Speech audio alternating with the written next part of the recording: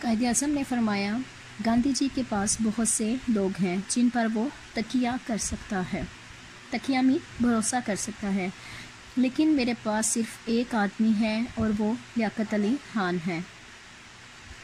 آپ نے پاکستان بنانے میں قائد اعظم کا ہر قدم پر بھرپور ساتھ دیا۔ یہی وجہ ہے کہ قائد اعظم نے انہیں ملک کا پہلا وزیر اعظم منتخب کیا۔ آپ نے اپنی اس ذمہ داری کو نہایت خوش اسلوبی سے انجام دیا، خوش اسلوبی میں اچھے طریقے سے۔ آپ نے ملک کی بہتری اور فلاح کے لیے بہت سے کام کیے، فلاح میں ملک کی کامیابی اور ترقی کے لیے۔ قائد اعظم کی وفات کے بعد بھی ملک اور قوم کی خدمت نہایت ثابت قدمی سے کی۔ انہوں نے وزیر اعظم ہونے کے باوجود نہایت سادہ زندگی بسر میں زندگی گزاری۔ وہ کہا کرتے تھے، آرام و آسائش کی جتنی عادت ڈالو پڑ جاتی ہے، مناسب یہ ہے کہ اپنی ضروریات کو محدود کر لیا جائے۔ محدود مطلب یعنی اپنی ضروریات کو کم کر لیا جائے۔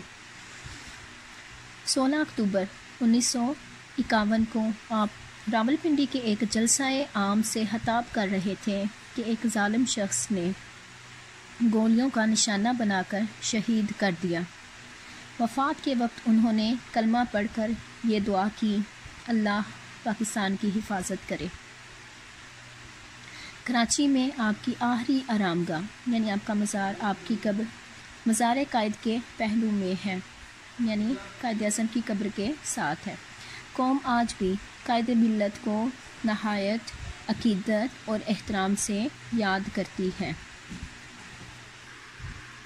جی بہت طالبات، پڑھائی ہماری مکمل ہو گئی ہے، آپ نے اس کی دہرائی کرنی ہے اور اس کی املا بھی تیار کرنی ہے، اور جو مشکل الفاظ ہیں جن کے معنی آپ کو لگتا ہے کہ معلوم ہونے چاہیے وہ معنی بھی آپ یاد کریں گے۔ یہ کچھ الفاظ میرے سامنے لکھے ہوئے ہیں۔ پہلا لفظ ہے لگاؤ، جس کا مطلب ہے دلچسپی۔ دوسرا ہے محبوب مشغلہ، اس کا مطلب ہے پسندیدہ سرگرمی۔ آگے ہے تکیہ کرنا، بھروسہ کرنا، اعتماد کرنا یا امید رکھنا۔ آگے ہے فلاح، اس کا مطلب ہے بھلائی، بہتری۔ فلاح، بھلائی یا بہتری، خوش اسلوبی سے، اچھے طریقے سے، ثابت قدمی، مستقل مزاجی یا اپنی بات پر قائم رہنا۔ اور آخری ہے ہمارے پاس پہلو، اس کا مطلب ہے بغل یا برابر۔ یہ الفاظ آپ لوگ اپنی نوٹ بکس پہ تحریر کریں گے اور ان کو یاد بھی کریں گے۔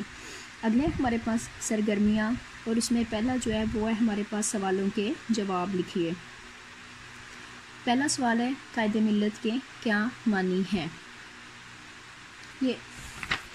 یہ پیچھے نشان لگا ہوا ہے اور میں نے آپ کو پڑھائی کے دوران بھی بتایا تھا۔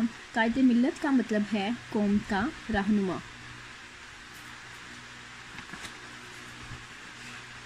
اگلا سوال ہے کس بات سے اندازہ ہوتا ہے کہ قائد اعظم محمد علی جناح کو لیاقت علی خان پر بہت اعتماد تھا؟ اس کا جواب بھی ہمیں صفحہ نمبر 11 پر ملے گا۔ آپ قائد اعظم محمد علی جناح کے قریبی دوست تھے، اس لیے قائد اعظم کو آپ پر بہت بھروسہ یا اعتماد تھا۔ آپ یہاں سے لے کے اتنا اس کا جواب تحریر کر سکتے ہیں۔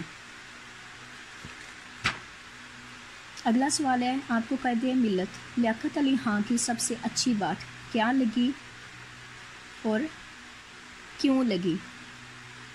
وضاحت سے لکھیے۔ تو اس کا جواب یہاں پہ ہمارے پاس ہے، آپ نے ملک کی بہتری اور فلاح کے لیے بہت سے کام کیے۔ یہ اس کا جواب ہوگا۔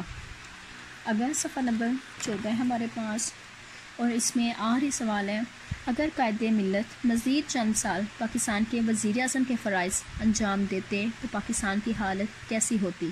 2 باتیں تحریر کیجیے۔ تو اس کا جواب آپ لوگ اپنی سمجھ بوجھ کے مطابق دے سکتے ہیں۔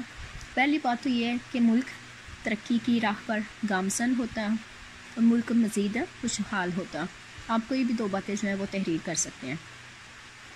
سوال نمبر 2 ہے ہمارے پاس، ان الفاظ کی املا یاد کیجیے اور انہیں اپنے جملوں میں استعمال کیجیے۔ املا میں ان کے یہ الفاظ آپ کو زبانی لکھنے آنے چاہیے اور ان کے جملے آپ اپنے والدین یا بڑوں کی مدد سے یا اپنی سمجھ بوجھ کے مطابق تحریر کر سکتے ہیں۔ پہلا لفظ ہے ہمارے پاس خدمت، جیسے ہمیں اپنے ملک کی خدمت کرنی چاہیے یا ہمیں اپنے والدین کی خدمت کرنی چاہیے۔ کوئی بھی آپ مناسب اور بامعنی جملہ بنا سکتے ہیں۔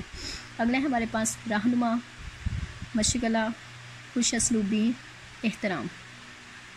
تو یہ جو پیچھے سوال جواب آپ نے کیے ہیں اور یہاں پہ یہ جو جملے ہیں یہ آپ اپنی نیٹ کاپیز پر تحریر کریں گے۔ سوال نمبر 3 ہے ہمارے پاس لقب کو درست شخصیت سے ملائیے۔ لقب کے بارے میں آپ پیچھے پڑھ چکے ہیں کہ جو کسی شخص کی ایسا نام جو کسی شخص کی خاص خوبی کی وجہ سے اسے دیا جائے اس کو ہم کیا کہتے ہیں؟